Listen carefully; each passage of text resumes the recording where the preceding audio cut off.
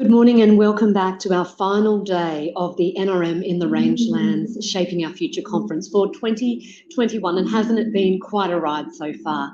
So much to hear, so many people to connect with, so much to learn, and it's even better to know that there's so much talent, will, enthusiasm and drive out there working for the Rangelands, dedicated to making it better.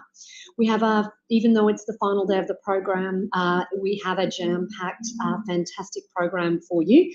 So I hope if you're joining us from away, I know we have some people online from the US, from all over in different parts of Australia as well. I hope you have a cuppa and you're comfortable and you're ready to go for another fantastic day of learning and growing and connecting.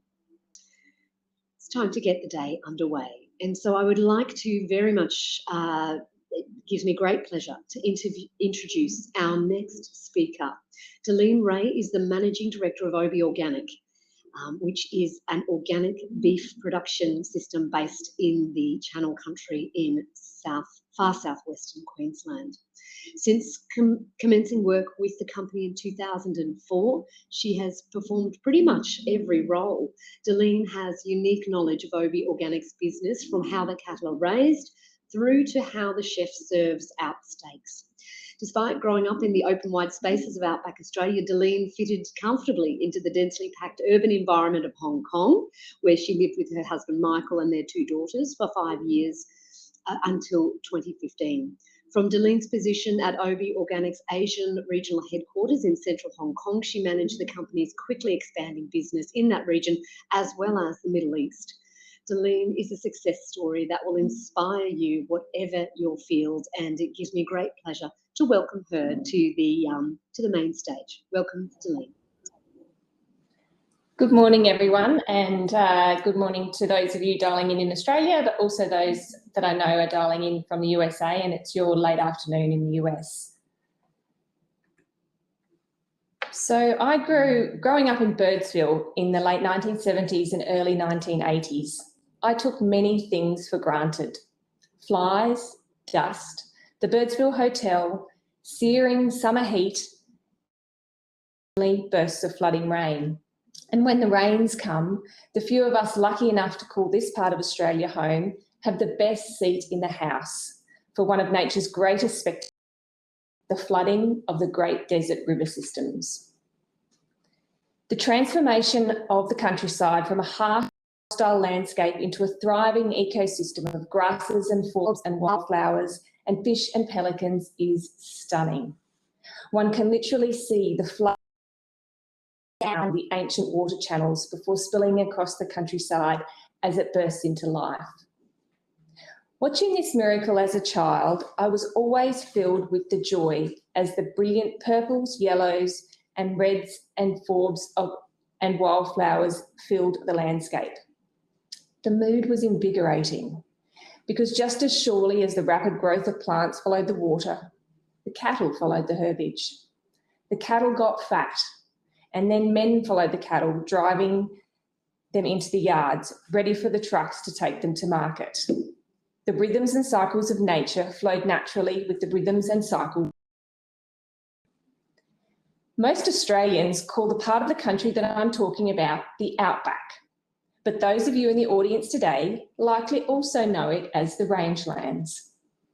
Rangelands are not unique to Australia, but the rangelands where I grew up are characterised by seasonal conditions that are often dry, harsh, with low rainfall, a very arid environment, and pristine.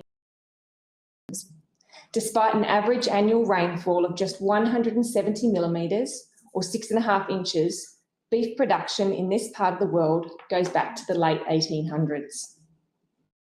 But it would be nearly two that everyone in the region took for granted was given the name certified organic. Today, it's a way of saying clean and green with a guarantee of certification to prove it. That's where the story of OB Organic starts. OB Organic, as it was known back then, was founded in the mid-1990s in Thargomindah at a meeting of Graciers. From the foundation, OB Organic's heartland has been in the pure heart of Australia.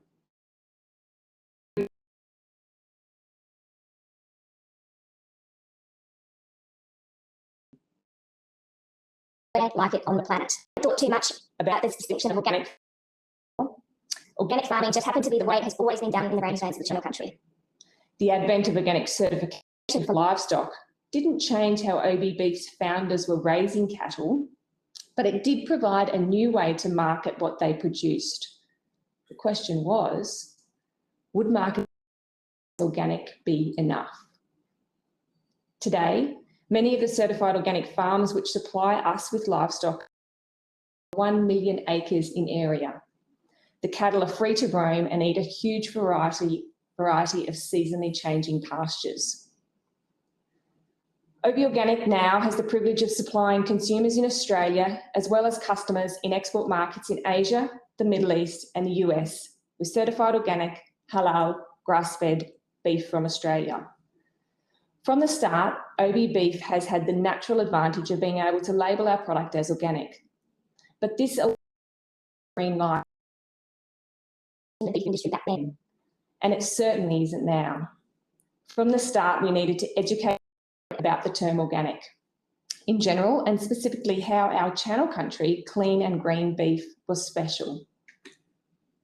An early test was flying a plane load of Japanese customers across the red dirt into Berlin and explaining to them why they weren't seeing the green fields of Ireland, as that is the sort of image that many of them had in mind before learning our story. My own role as Managing Director of OB Organic, Australia's first organic beef exporter, is to the very best organic beef in the world served to them fresh and on time. But my responsibilities have changed significantly in the last decade.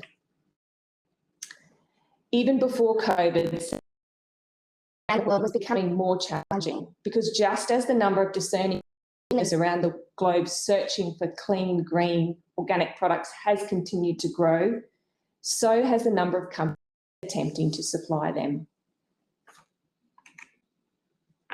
Whereas once our product was differentiated from other meat products by the organic label, OB products now sit alongside a growing assortment of beef with the same organic tag. But luckily, organic was never just a label for us.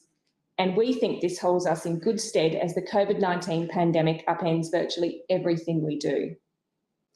While marketed as organic, our customers are in no doubt that what separates us from our peers is our commitment to sustainability. We know this because our customers and stakeholders have been demanding sustainability from us, and they are telling us that we. Today, I want to create a sense of urgency within this industry about making sustainability a part of what you do. Because clean, green, organic beef is no longer enough to stand out. And the sustainability that you seek should not stop at the farm gate or the business's front door. It must involve up and down agricultural supply chain and even across international borders if that's where you operate. My aim today, by giving you practical examples of OB Organic, of how OB Organic has embraced practices and benefits from sustainability, is to encourage everyone, if you aren't already, to make sustainability part of how you do business. Sustainability makes business sense, and it's what customers are demanding from us. I'm sharing our story with you, not because OB Organic's story or ideas. I share this with you so you can see that if our supply chain, located in an extremely remote part of Australia, can do sustainability, then so can you. An effective sustainability program delivers real long-term business value in 3 ways. It improves productivity and contributes to market growth. How does it reduce risk? Well, if you include decision-making, you are more aware of who they are and what the opportunities and risks are. Increased productivity. Typically, that comes from using less energy or water footprints, or using less materials to reduce waste. But guess what? It also comes from having employees who are always looking for ways to do more with less. And so a culture of innovation and productivity becomes part of your organisation. How does it provide an opportunity for growth? Increasingly, customers are wanting to know where their food comes from. If you can demonstrate sustainability, you're more likely to appeal to new customers or to stay connected to customers.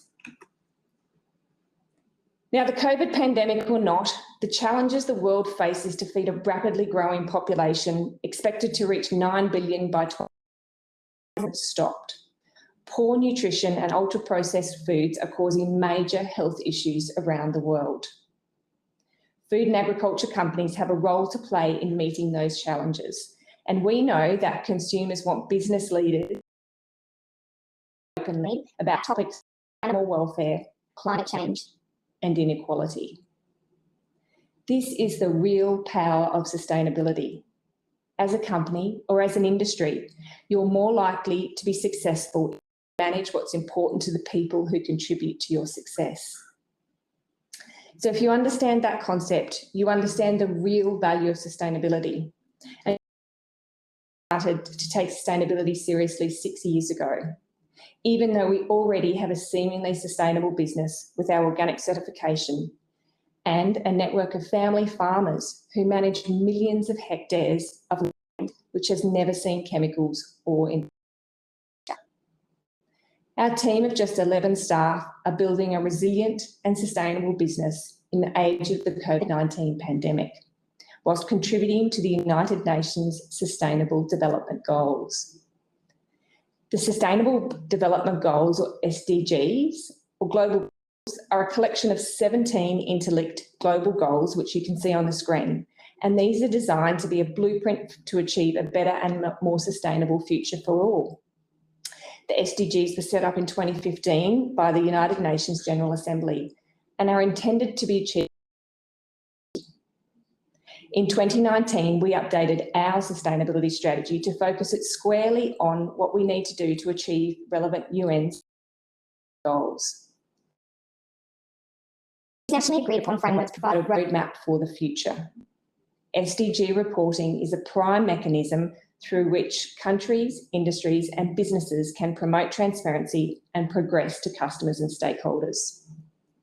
The Australian beef industry, with the mature sustainability reporting model, reports against indicators and targets that to the Australian Beef Sustainability Framework, or ABSF.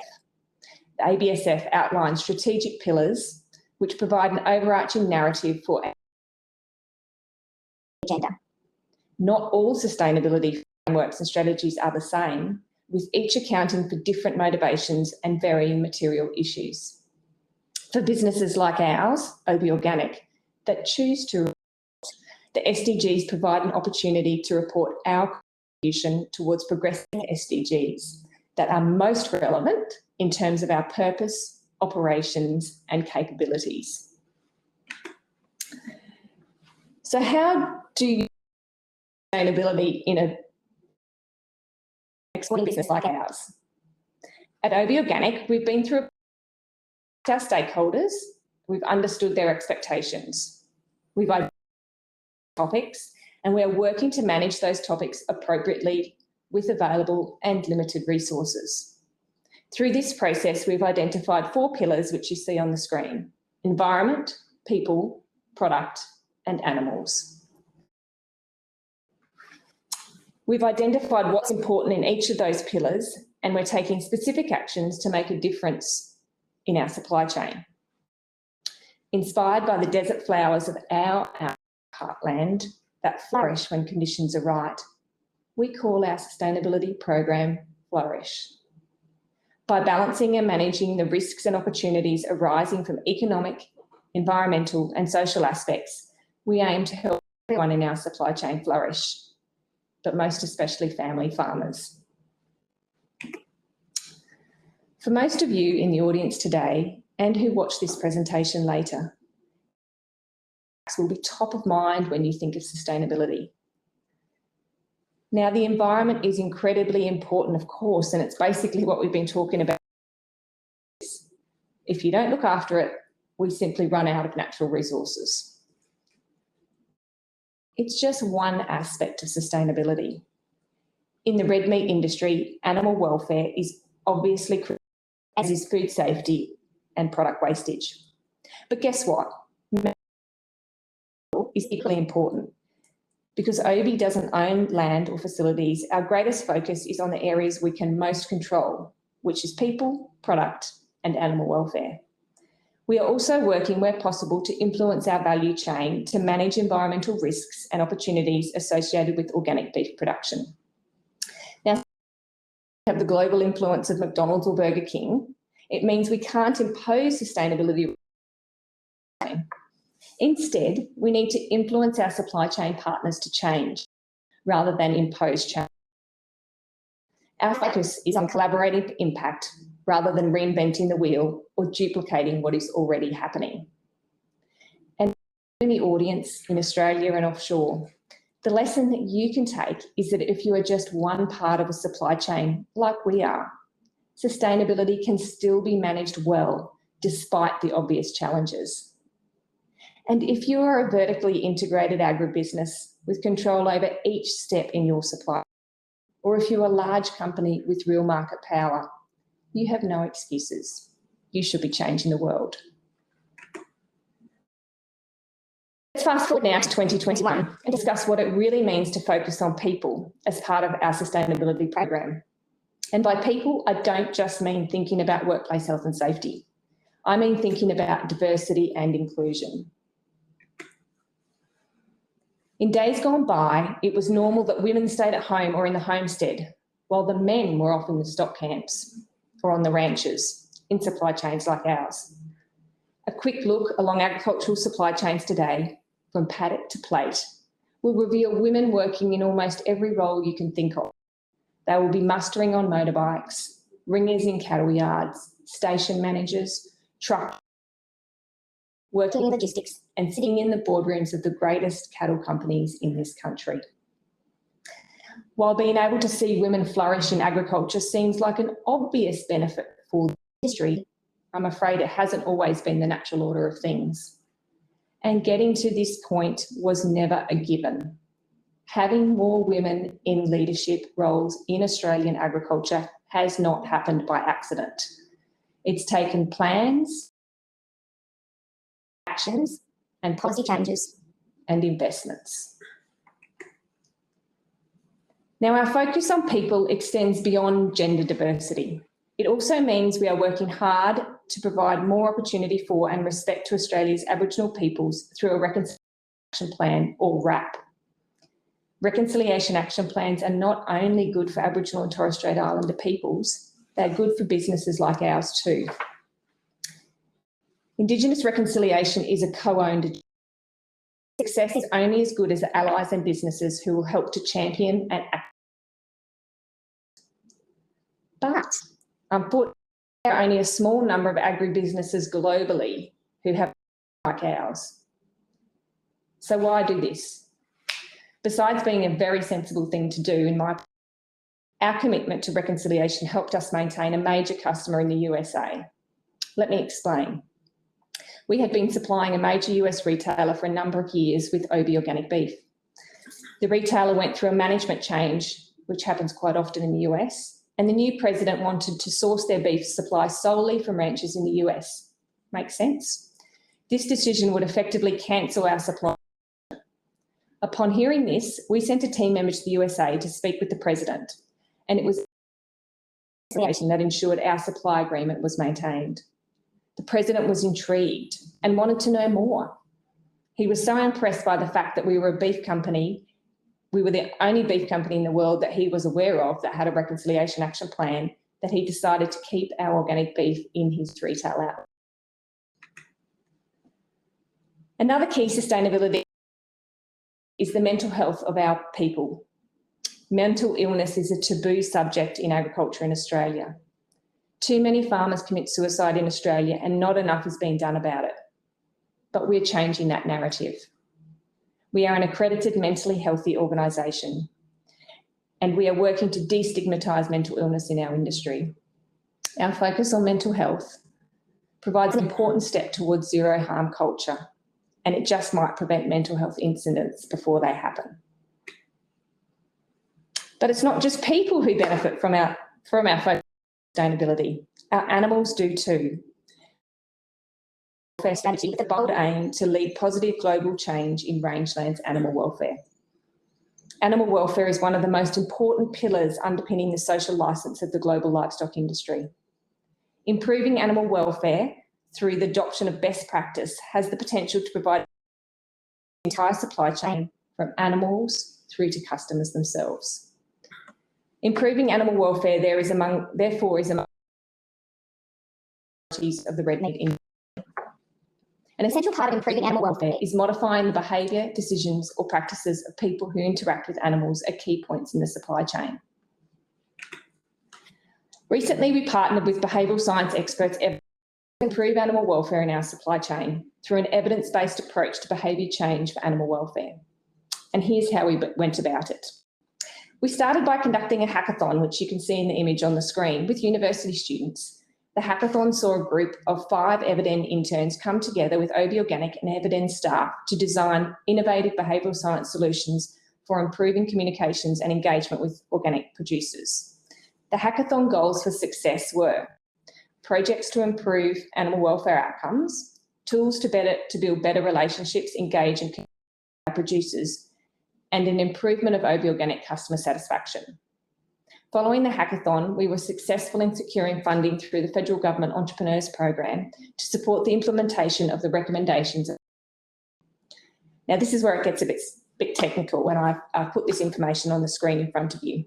So feedback sheets are used by meat processors to provide farmers or ranchers or producers with data and compliance with animal welfare metrics, including bruising, preferred meat colour and preferred fat depth. However,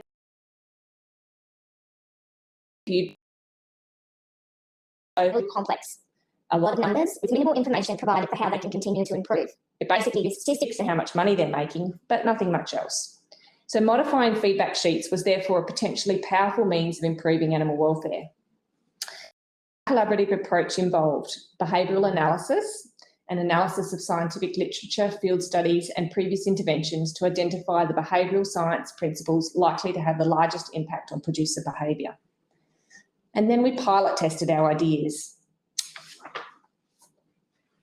And finally, producer feedback was incorporated into a suite of final behavioural science recommendations, and these included simplifying feedback sheet structure to reduce producers' use of message framing to provide positive reinforcement while highlighting areas for improvement, and the use of social norms and social identity to showcase how a producer compares to their peers and industry. Now, producers involved in this trial, revised materials were useful in shaping their practices towards animal welfare metrics such as bruising. Producers reported increased awareness of their compliance with animal welfare and receptivity towards making further improvements where necessary. If you know that when you supply cattle, they're more bruised than perhaps your peers, it may influence you to try and ensure the next time you supply cattle, they're less bruised. Industry stakeholders have been really enthusiastic to learn how we are investing in animal welfare.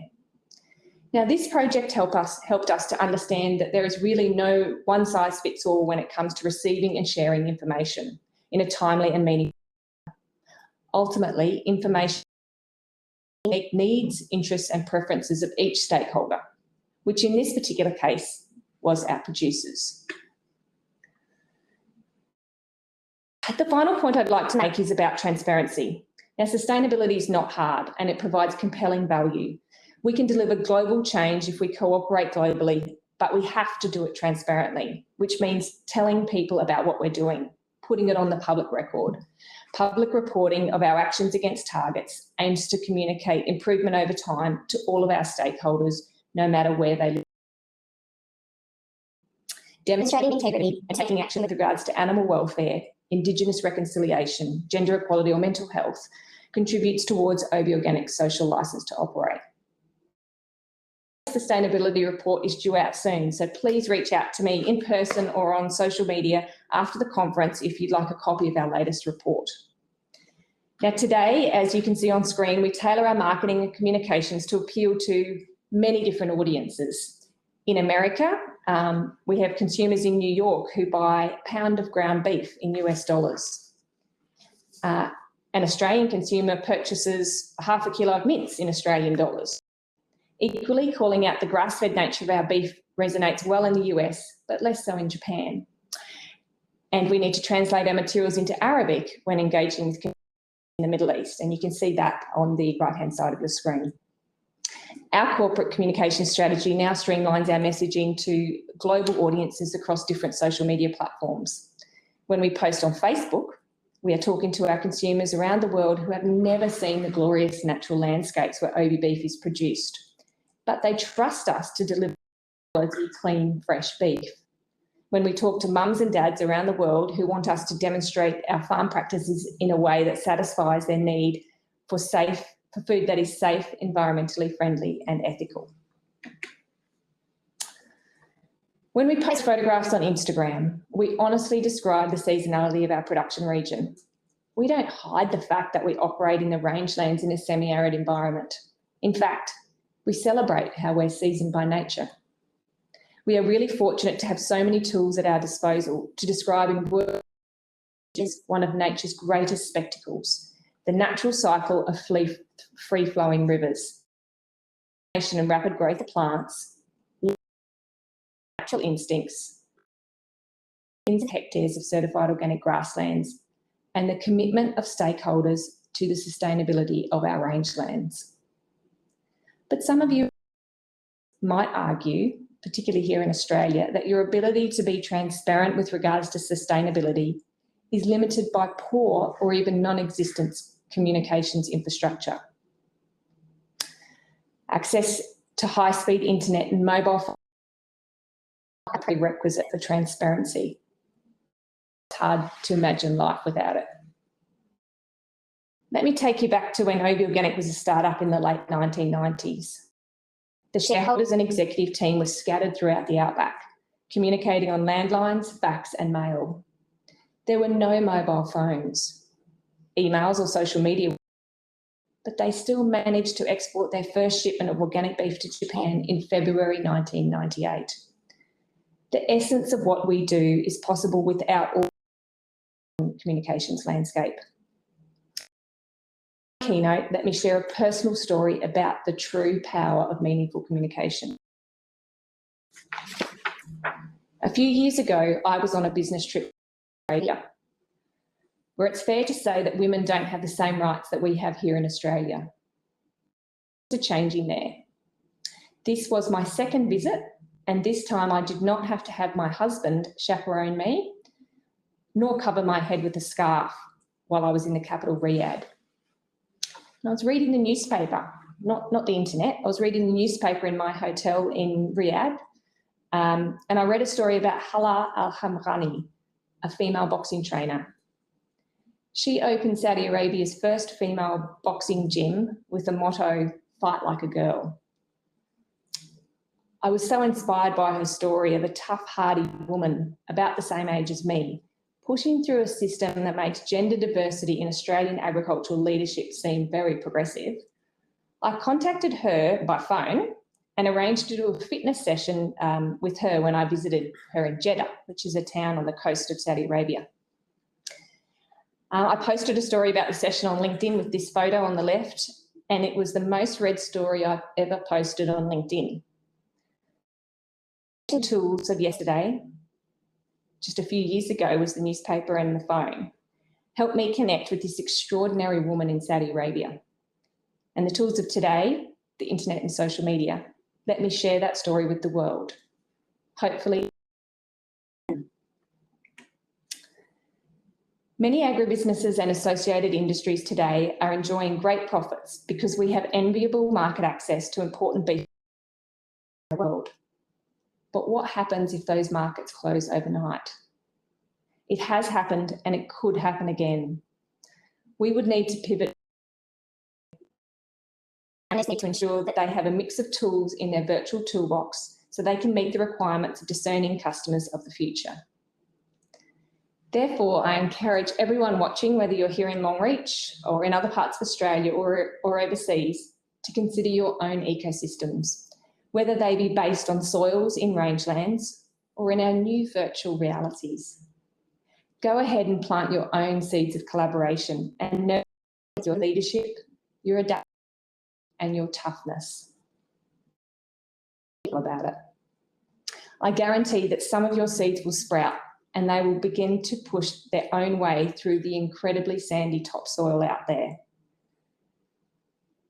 First Australians, trailblazing women and pioneering men in the Australian rangelands, like OB Organics founders, a testament to the fact that both wildflowers and ambition can flourish and spread, even in the most hospitable parts of our land.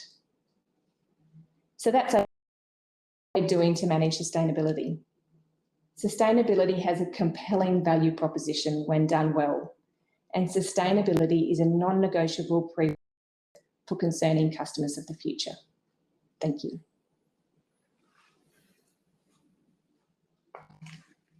Thank you so much. It is such an inspirational story to hear what Obi is doing and continues to do. Now, I heard you loud and clear from where I was with just a couple of minor glitches, but I understand some of our other listeners had a couple of issues there, and I'd just like to remind them that a full video recording of your session is going to be available so they can go back and pick up any bits that they missed, and I heartily encourage everybody to do that. We're going to take some questions now from the group, from here and away. And I'm going to start while the questions are loading on mine. I'm just really interested, this is more on a personal level. What's the most rewarding thing for you? I mean, we've just heard about all this amazing work that your company is driving and you're a part of. What to you is the most rewarding aspect of what Obi's doing? I think it's when I can personally make a difference to people, whether they be in Australia or around the world. With our focus on Indigenous reconciliation, for example, I seem to now get lots of newsletters from people in Australia about opportunities for women of colour or people of colour or culturally and linguistically diverse. Interestingly, I post a lot of that. I harvest information from newsletters and I put it onto LinkedIn predominantly. And there are people that don't have the same network that I have, either in Australia or globally, and they see a lot of that content through my LinkedIn page, and then they get the opportunity to apply for scholarships and things like that. So I think even though we're a small business of 11 people, we can underestimate the impact we can have on people's lives just by being really transparent and trying to share that's coming at us and not try and keep it to ourselves. It's quite amazing when you remind us that you are a business of 11 people, when many of the practices you're adopting and the approach that you're taking reminds me of much larger companies like Google or those internationally progressive companies. So well done there.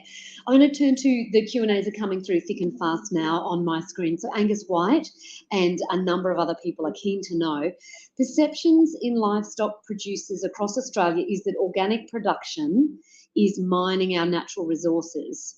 So he's saying often it's not seen as such a positive approach. How can we push harder on behalf of the rangelands that to set that idea or that understanding that sustainable organic is what we do well due to the landscape? I guess it's around that people don't really understand the landscape, and so they choose to interpret it as the producers are mining the natural resources. I think a little bit, our focus is always on what the consumers are looking for and most importantly, what the consumers of the future are looking for. So I think we have because we places around the world, we have a pretty acute radar for what consumers or meat buyers are looking for, and they're listening to their consumers in places like New York or California. And we know that consumers in places like America and other parts of the world don't have access to the clean green products that we have here in Australia. And so around the world that are looking for something clean and safe. And we know that organic certification provides that guarantee. There are other certifications in Australia that also provide that guarantee. But we have to, I think, take ourselves out of Australia and really think about what consumers are dealing with in other parts of the world. And we're a net exporter of beef, and we have to meet those expectations. So it's less about us, and it's more about we. If you're a producer that has a property in Australia, whether you're harvesting kangaroo, in order to sell that product, it's likely, therefore, we need to meet the customer's expectations offshore. Okay. Andrew Craig has sent a question through. Dalene, he's keen to know, does organic allow the use of supplements such as phosphorus or urea, and are those products needed in your operation? So there are different supplements that are allowed in organic certification. You can use less supplements if you're certified organic than if you're a conventional producer.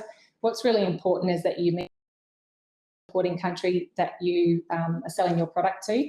So if you're a beef producer here in Australia and you're selling to the major organic beef Australia, then They are most likely certified to USDA national organic standard. So it doesn't really matter what's happening in Australia. If you want your product to get into the US, you have to meet the US national organic standards, and they do exclude the use of urea.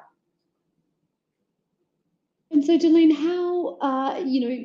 how do you be across all of those requirements internationally? You're a small company. Has the government been helpful? Has exporters been helpful? How have you managed to navigate that? It's challenging across the importing country requirements. We have we maintain memberships in industry bodies like the Export Council of Australia and also the Australian Meat Industry Council, and they have staff dedicated to managing the ever-changing or being across the ever-changing importing country requirements, and we're getting a lot of information coming at us via our peak industry bodies, and we oftentimes have to pivot what we're doing to meet a change in importing country requirements. Often it's labelling required, but sometimes there's something more material than that. A good example is even though we produce certified organic beef and we export all over the world, we currently can't export our organic beef to South Korea because that requires an additional organic certification process now. So before the end of the year, we will have Korean organic certification that will allow us to send our beef into South Korea. We can send it now as conventional, but we can't send it as organic without this additional Korean organic certification. Okay. John, Brisbane has a question here, and we just have sort of 5 minutes left on this session. So if you had a burning question, please put it in the live Q&A right now. John wants to know, SDGs and hunger are public good goals. Crafting a sustainability brand is a competitive advantage for a business. How are these goals mutually supportive? Well, I think the important thing about the sustainability development goals is that as a business that chooses to subscribe to them, you may be a business that can impact all of them, or you may be a business that can impact some of them. So ending global hunger might be more relevant to some businesses than others. So what I think is important for us is that we've been on a journey. We didn't just wake up and decide we were going to do sustainability or we were going to subscribe to the Sustainable Development Goals. And once you take a foot in that direction, you start subscribing to newsletters, you start learning, you start attending conferences, you start attending virtual events, you do lunch and learns, and you learn more about the Sustainable Development Goals. I think what's really important is also you get access to a lot of professional development opportunities, and that helps you make the right choices. So it's not about a decision A or B, it's about OB's been exporting for over 25 years and we're on a journey, and this journey around sustainability has probably been going on for the last 6 years, but I can say that it was probably going on before that, but it's a little bit more for the last 6 years. Fantastic. Paul M would like to know, he's saying industry best practice and thinking tend not to be trusted by really discerning consumers to the same degree as independently assessed performances. Does OB get their, oh, it's just jumped down on me. Does OB get their work independently assessed? So Audited every year by a certifiers in Australia. With regards to sustainability, no, we are audited annually by various government agencies. And from a sustainability perspective, what we're doing that's different to most of our peers is that we're doing it transparently and that we're putting it on the public record. So our sustainability reports over the last 5 years are available on our website, and I'm not aware of any other beef exporters in Australia that do that. What that means is that interested parties, whether they be consumers or scientists or government representatives, can harvest information from our website, they can assess it, and then they can come and chat to us if they think that there's opportunities for improvement. I'll give you a really good example. On LinkedIn, I post a lot of content about Indigenous reconciliation. And on LinkedIn, I do have some Indigenous stakeholders that say, thank you very much for what you're doing, Dalene, but I would like to see you do more. Now, I think that's wonderful because people are engaging with us and giving me their opinion. But if you are not transparent, if you're doing everything and then not telling anyone about it, then you don't have the opportunity for people to give you an opinion about whether you can be doing better or not. Okay, Bev B wants to know, what indicators are you monitoring on the land that's being managed? So what environmental indicators are you measuring of the properties you're engaging with?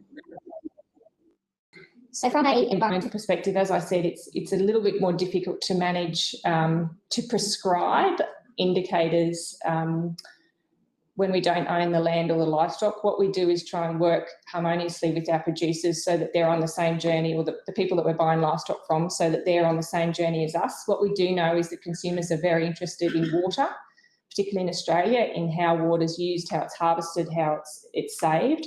And so I guess it's making sure that we're listening to consumers, we're speaking with producers about what's important to them, and that we're moving information up and down the supply chain so that people are making informed decisions. Okay, Dalene, our session is about to end. There is one question left by Adrian H, and hopefully you'll be able to type a response to her in that as our camera feeds are about to end. Thank you so much for your presentation. If people want to engage with Dalene, her contact details will be available. Thank you so much for joining us. We're going to break now and then come back after the session into our 2 streams. So I look forward to seeing you there.